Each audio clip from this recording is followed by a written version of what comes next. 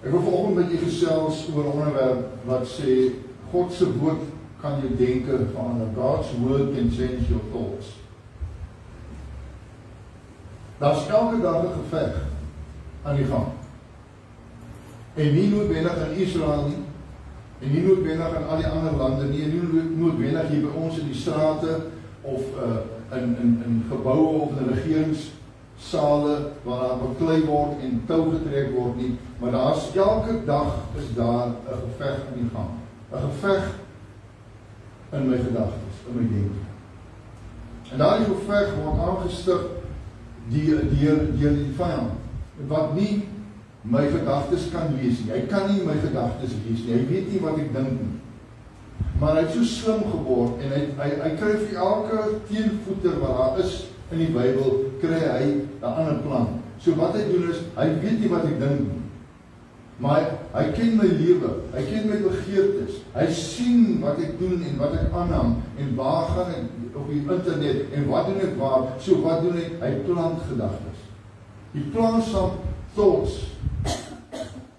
En al wat hy doen is, hy sit net die saad in en ek gooi dit nat, en ek vertroetel dit, en ek laat dit groei, en ek maak dit groot, en dan heilig as ek die vrugte van die onheil moet oes en moet eet. So die vyand kom, en ons het hierdie geveg heel dag om te beklei teen my vlees, teen die vyand, teen my gedagtes, om my gedagtes gefokus te hou, nie net op my werk nie net op my familie nie, maar op God se woord.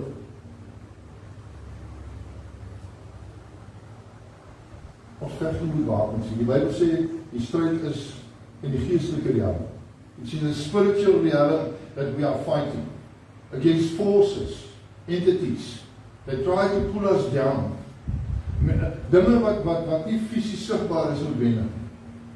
Maar ons kan beklei met iemand en ons kan daar of fisies wys of ons kan met die lippe klap en ons kan hierdie dinge doen en dinge sê vir mense en in die proses kan ons in 'n mate van oorwinning kry, maar in hierdie ander realm is dit baie moeiliker. Want ons word aangeval in dit waarin ons 'n swak plek het. En glo vir my, die vyand weet.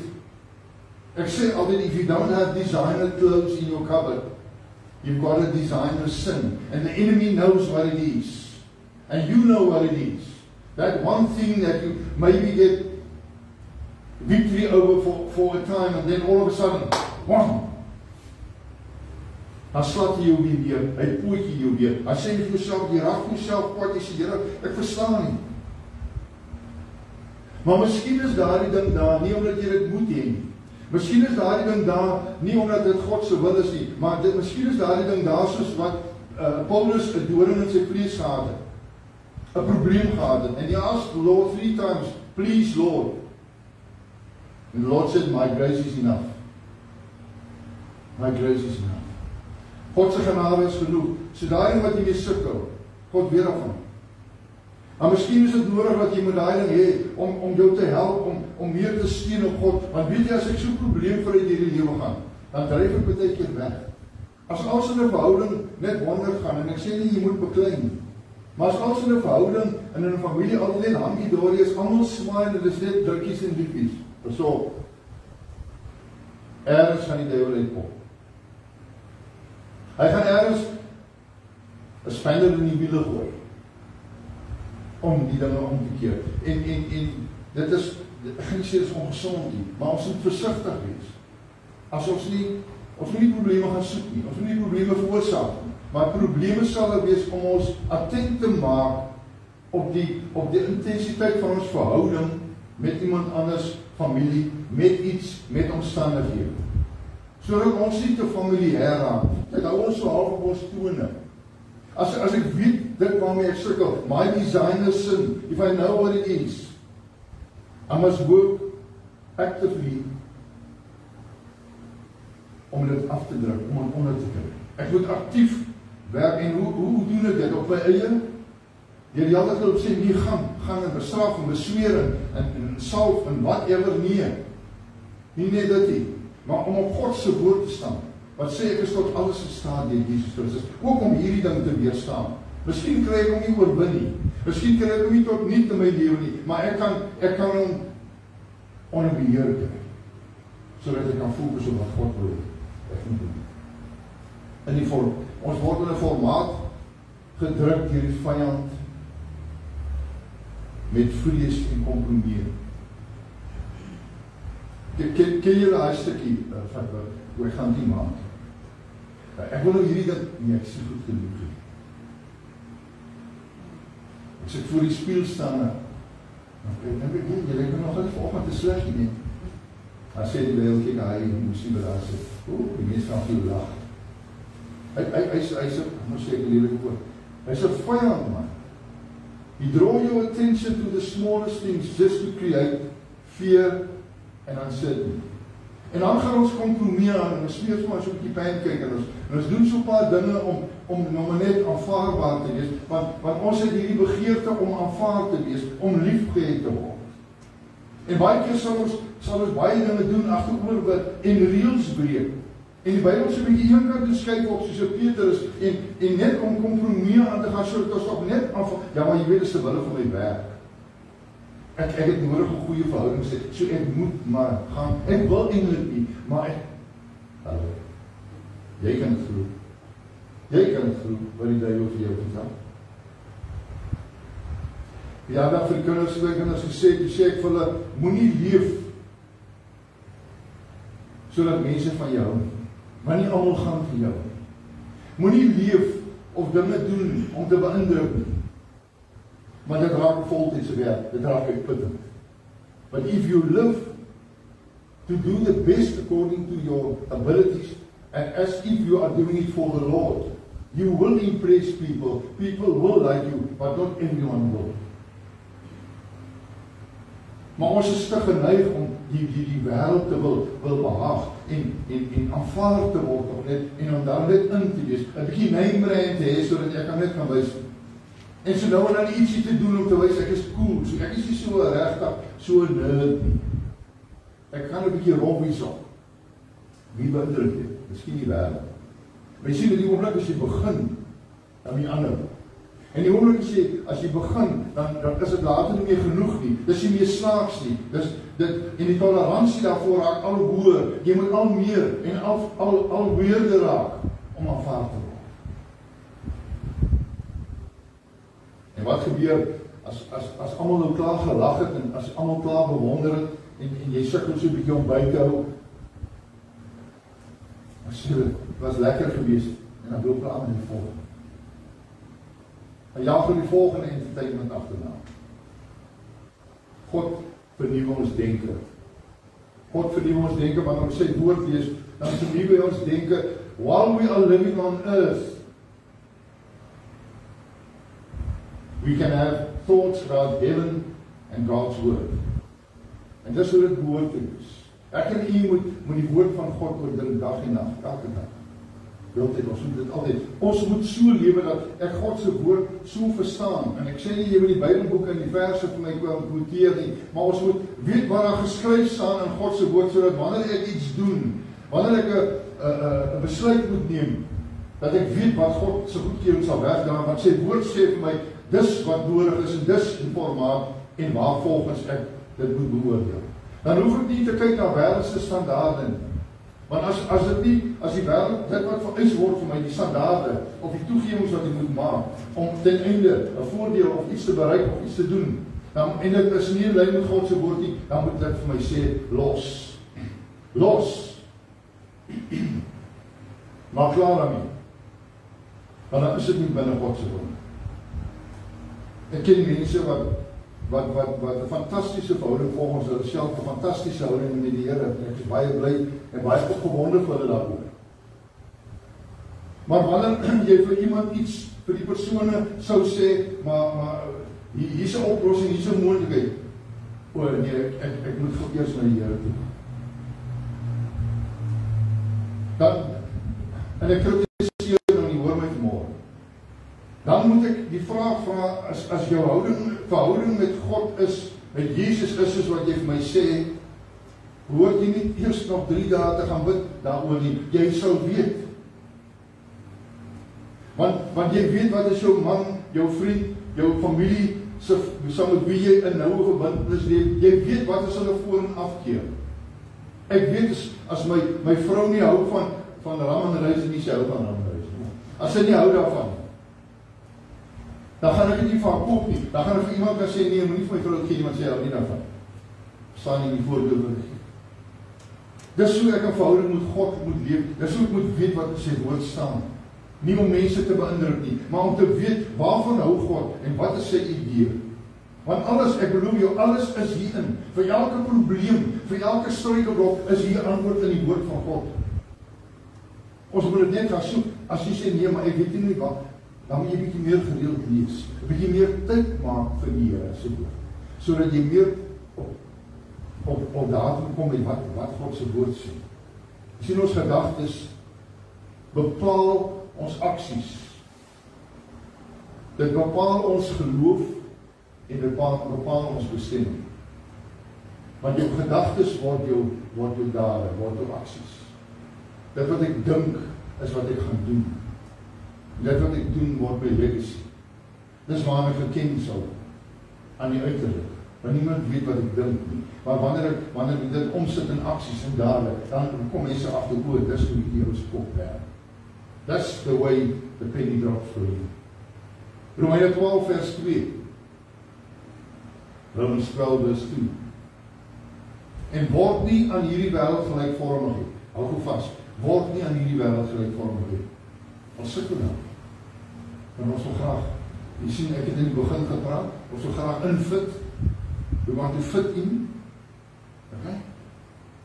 Ons is nie op hierdie aarde om soos die aarde te wees nie. Ons is hier om verskil te maak. En as jy tot nou toe nog 'n ander idee gehad het, kry vanmôre 'n ander gedagte. En word nie aan hierdie wêreld gelykvormig nie, maar word verander hoe? Deur die vernuwing van julle gemoed, sodat julle kan beproef wat die goeie en welgevallige en volmaakte wil van God is. So ek moet my denke, I must change my thought pattern. Ek moet my denke verander ten einde 'n verandering in my lewe te kan hê. Want wanneer ek sê dit vanoggend weer, wanneer ek begin te eet, waar begin ek? Die meeste mense, hulle maak 'n fout in die bord en in die koskas. Dis hoekom hulle nie hou by die eet. Want dit is moeilik, want ek sien nie goed daar. As ek in Spar en stap, dan sien ek iets op, dis dan wys hulle vir my so. En hy wil daar by die til en sê, vat my som asseblief. Hulle klink soos weeskindertjies. Sien kinders, hulle sal hy goed daar by die til neer, want jy gaan dit koop. Jy wil dit nie hê nie, maar jy gaan koop. Want jy kry die jammer. So waar begin ek? Ek begin met my denke om te doen. Ek neem 'n besluit oor wat is gesond en wat is ongesond en wat is tot voordeel van my liggaam en wat het ek nodig? En dan doen ek dit. En dan werk dit. Want ek het my denke verander. So werk dit met alles. Wanneer ek in 'n verhouding staan, moet ek my denke verander. Ek kan nie meer net aan myself dink, want dit gaan nie meer net, daar's nog iemand anders. Wanneer daar kinders in die huis inkom, gebore word, dan moet ek my denke verander. Want die skielik skielik nou goedjies wat raas en hardloop en mors. En ek moet my denke verander. Alles is nie meer op hulle plek. Ek soek gedurig na my sleutels, want dis ander mense wat daarmee speel. So ek moet my denke verander. Ek moet anders begin dink ten einde te kan in the end to be able to cope. Om te kan cope, moet ek my denke verander. Jy sien, die opdrag hier is en dis 'n opdrag, dis nie net 'n voorstelling, dis 'n opdrag, word nie aan hierdie wêreld, maar verander. Dis nie 'n versoek nie. Dis nie 'n nice voorstelling, dis 'n opdrag. En die opdrag is nie ek moet my aksies verander nie. Die opdrag is ek moet my denke verander. Want ek kan my aksies verander, maar ek kan verkeerd dink. Ek kan bid oor 'n saak, en ek kan vra vir 'n deurbraak, en ek kan vra vir oorwinning, en ek kan vra vir kalmte en genesing, en wat ook al.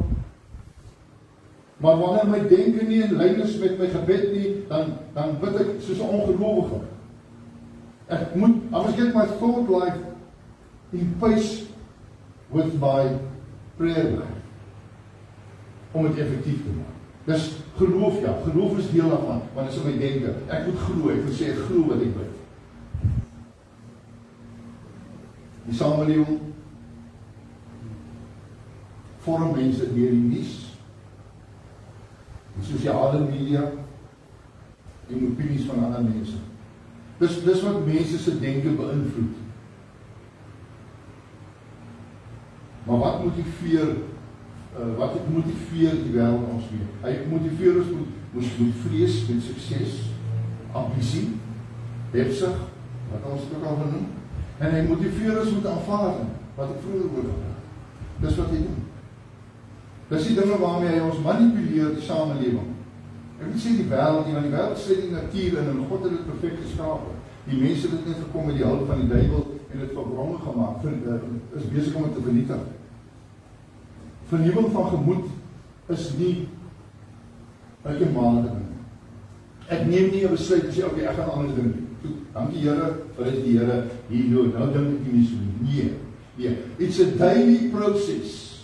Every morning when you wake up, wat kyk jy eers? Gou die selfmoed, dis 'n boodskap. Wat gaan jy weer sê môre? Wat is eerste wat doen jy eerste? Is God eerste in jou gedagtes? Dankie Here vir die nag, dankie Here vir die dag. Of is dit God, net vir dit kyk ek sonder nou. En dan raak ek besig en dan kom ek by God se woord uit. Want jy verstaan nie my dag so iemand daar. Dit is 'n daaglikse proses om my denke te vernietig, want jy sien die aanslag is elke oomblik van die dag. Selfs in my drome kom die duiwel en hy val my aan. Hy kom val my in my slaap aan. Hy stuur sy trawant om my te kom torment. Kom ons gebruik hierdie voorbeeld. As ons met 'n motor, when we go over van Zoek Pass with a motor, a small one. Nie 'n sterk engineer, 'n klein. As ons die bergpas ry, dan sit ons nie die voertuig aan R5 en nou loop ons hier, hoe. Ja, as jy 'n V8 het. Maar ons praat van 'n 13 en 'n 14 en 'n 1600. Selfs op die. Daar's draaie wat skerp is waarvoor jy moet spoed verminder en jy moet jou ratte verwissel. En as daar weer stiltes waar jy so 'n bietjie meer krag nodig het, so jy moet jou ratte verwissel. En dis hoe dit werk met die vernuwing van my denke. Ek moet gedurende aanpassings maak omdat daar uitdagings en struikelblokke en dinge op my pad kom. Dis soos om 'n bergpas deur te gaan. Aan die kant af is dit lekker, maar nou moet ek weer rem trap. En ek moet ook my ratte verander. En dit is dieselfde met my denke. My denke op die lewenspad moet gedurende deur aangepas en verander word, sodat ek in omstandighede kan optimaal funksioneer. Ek kan nie maar vanmôre sê, ek is 'n kind van die Here, ek glo net nie. Dis wonderlik. Ons moet dit sê. Maar dit is nie genoeg nie. Ek moet werk aan my denke sodat die vyand nie kom en allerlei goed inbring en ingooi en my distrek nie. Elke oggend is 'n keuse om te vernuwe. I make a choice every morning when I wake up and say, Lord, I want to purify my thoughts, I want to change my thoughts. I want you to take control of my thoughts. Ek wil hê, u moet in beheer wees. Ek moet verklaar, die woord van God is in my lewe. En daarom moet ek op hoogte wees van wat dit sê. Ek kan my nie net aanvaar nie. Ek kan nie maar net hardloop op ander mense se sê en die prediker het gesê en ja, dis goed om daarvan kennis te neem, maar ek moet my eie verhouding. Want wanneer jy 'n verhouding met iemand lewe, dan herken jy daardie persoon, jy weet die voor en die afkere, die do's en die don'ts. Jy kan nie op grond van wat jou buurman van jou vrou sê hanteer. Nee, dis jou eie ervaring. Dis jou eie ervaring. En dis dieselfde met God. We must have first-hand experience of His word. To learn what His preferences are and what He don't like. Ons moet dit in ag neem. Don't be conformed by your thoughts, but be transformed. Ek moet getransformeer word. Ek moet verander. Ek moet die ou vel, die ou dop afgooi. Ek moet uit die papiefase uitkom sodat ek 'n skoenlapper vir God kan ontwikkel. Ek moet effektief kan wees, want die papie lê daar in riemel op die grond. En hy word plat getrap. Maar skoenlapper, hy in 'n mot, hy gaan uit en hy bestuif. Hy het 'n doel, hy leef om sy doel uit te leef en in die einde van sy lewe het hy gedoen waarvoor hy geskep is. Are we doing what we are created for? We are created to spread God's word, the gospel. Om vir mense te evangeliseer, om disciples te maak, nie om saam met die Joneses te kompeteer. Nie om my volgende oorseese, dat is fout met hierdie goed hoor. Maar dit moet nie my hooffokus wees. My volgende oorseese vakansie, of my volgende jag of visvangsessie, of my wildtuin vakansie. Dis lekker, geniet dit as jy kan. Maar dit moet nie die hooffokus wees van my lewe nie.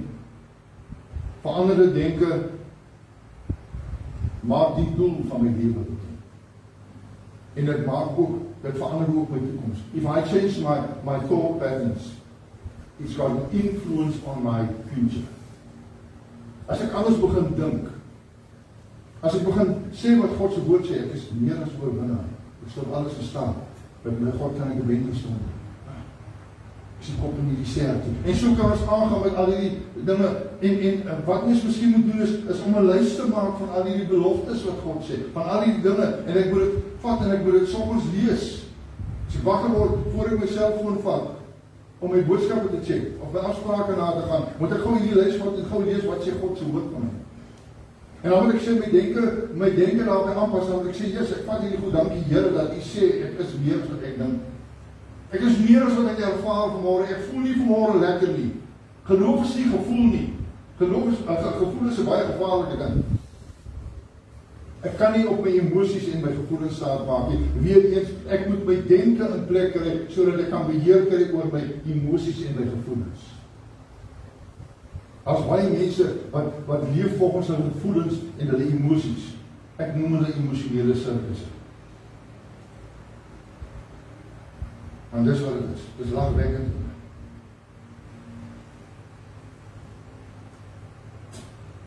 Die wêreld sê vir ons sien en glo. God se woord sê vir ons in Hebreërs 11 vers 1, glo en sien. En daar's 'n groot verskil. We tend to live by sight. Ons is geneig om te leef op gevoel, op ervaring.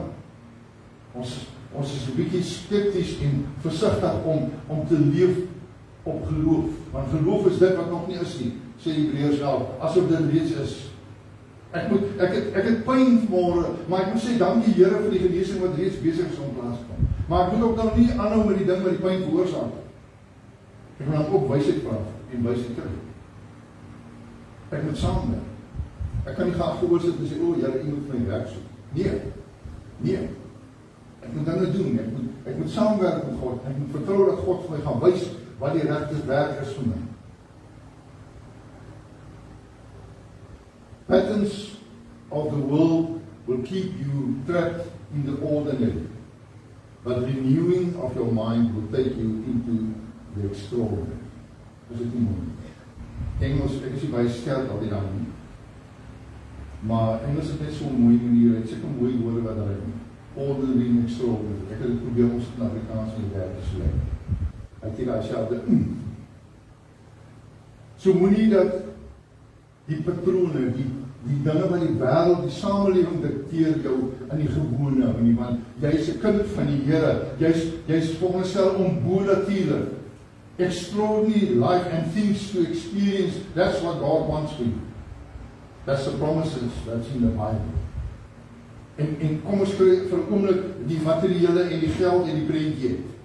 Kom ons sê dit, 'n gesonde lewe, 'n vol lewe, 'n lewe vol vriendelikheid, vol liefde en vreugde. Dis wat God vir ons in gedagte het.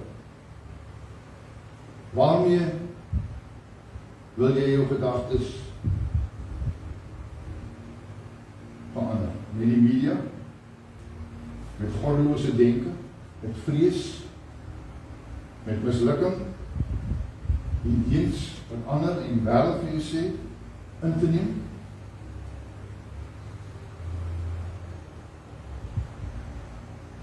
Verglo my verseker, as jy dit doen, sal jou lewe so wees. Soos wat jy dink, sal jou lewe wees.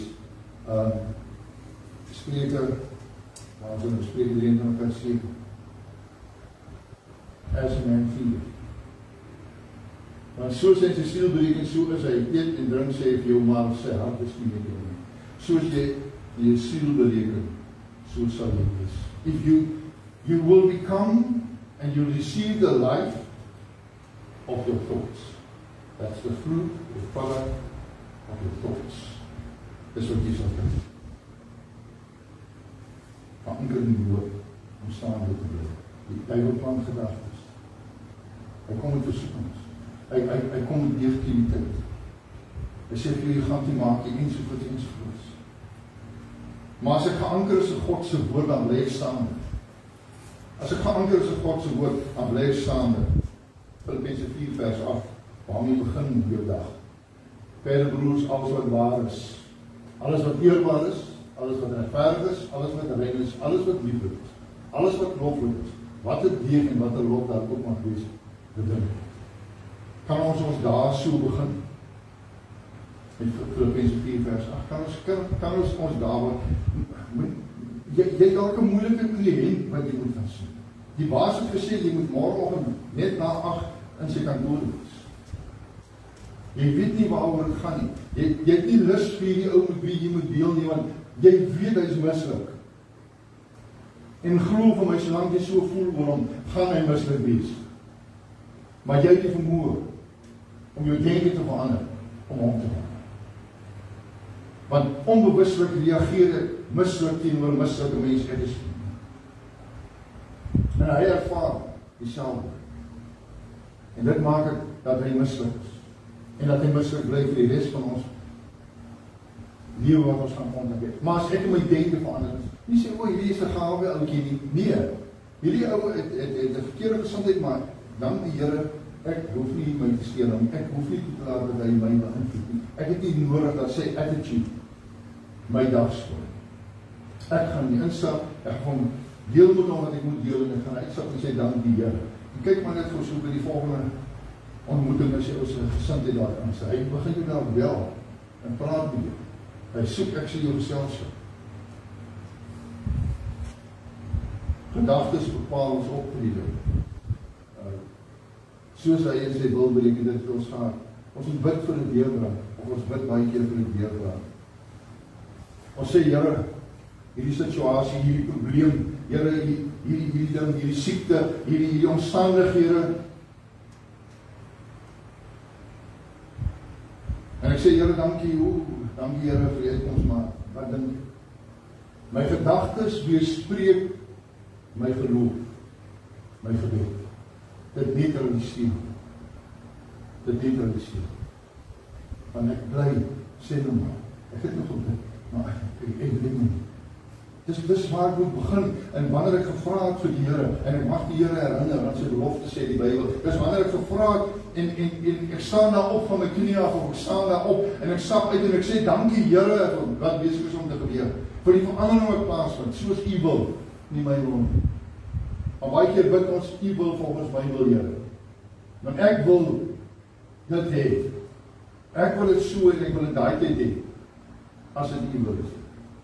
Maar eintlik het ek klaar vir die Here gesê. Ja, ons moet spesifiek wees.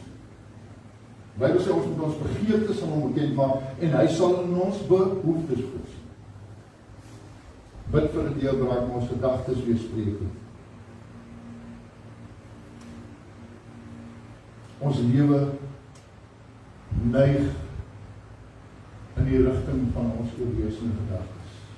As dit vrees is, sal 'n lewe vol vrees wees. As dit mismoedigheid is, as dit mislukking is, as dit wat ook al mag wees, wat die oorheersende gedagtes is wat ek in my verstand koester, dit sal my lewe wees. Want ek gee onsekerheid deur, ek dink ek het nie genoeg selfvertroue. Mense sien hierdie persoon se krediet. Hierdie persoon is onseker. Mense tel hierdie dinge op. Almal is nie dommies daar buite. Hulle sien hierdie ding, hulle het hulle eie vrese. Ek het al agtergekom, die hond wat die hardste blaf, is die bangste. En ek vind dit in mense ook. Die ou met die houding en jy moet nou, hy is eintlik net so klein haartjie. Maar ek kan dit nie wys sien, want hy is te bang om seer te kry. So nou bulder hy, en nou dreun hy, en hy is altyd in beheer. Want ek het nie selfvertroue. Ek kry dit deur. oordonderend te wees. Die vyand fluister in ons. Ja, ek oom, sê weer, hy kan nie ons gedagtes lees nie. Hy weet nie wat ek in die ding, maar hy kom plant nie hy saadjie. En ons vertroetel. En ons vat het, hy skep net twyfel. Toe hy by Eva gekom het, het hy nie gesê, ja, jy gaan dood nie, of nee, jy sal nie dood gaan nie. Toe sê hy gesê, ons mag nie eendag van die ons sal sterf. Toe sê hy vir haar, is dit so? Hoor die Bybel? En dis al wat hy met my en u doen, elke dag van ons lewe. En hy wen daarmee. Hy kom vra vir my en u, is dit so? Wanneer ons gekonfronteer met God se woord kom gee, dan sê hy vir ons net ook, is dit so? Hy wys ons net vir so op, want jy sal wees soos God. Hy wys vir ons 'n alternatief, sodat ons 'n kompromie moet aangaan. Is dit so? 2 Korintiërs 10 vers 3 tot 5. Ek sluit af daarmee. Want hoewel ons in die vlees wandel, voer ons die stryd nie volgens die vlees nie. Want die wapens van ons stryd is nie vleeslik nie, maar kragtig deur God om vestings neer te werp. Want hoewel ons in die vlees wandel, voer ons die stryd nie volgens die vlees nie.